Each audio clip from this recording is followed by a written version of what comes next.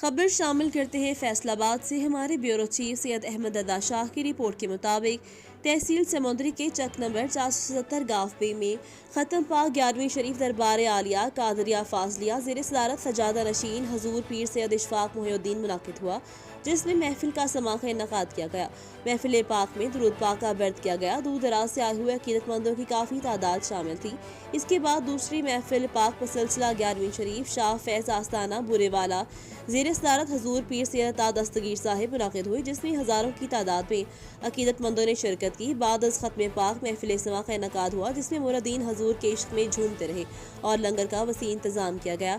याद है कि हर माह की 10 और 11 तारीख को महफिल 11वीं शरीफ दरबार आलिया कादरिया फासलिया 477 गाफी और शाह फैज़ आस्ताना बुरेवाला में मुनाकिद की जाती है। दूर दराज से अकीदतमंदों की कसीर तादाद शिरकत करती है। आखिर में सजादा नशीन हजूर पीर सैयद इशफाक मोहिउद्दीन और हजूर पीर सैयद दस्तगीर शाह साहिब बयान फरमाते हैं और दुआएं खैर करते हैं।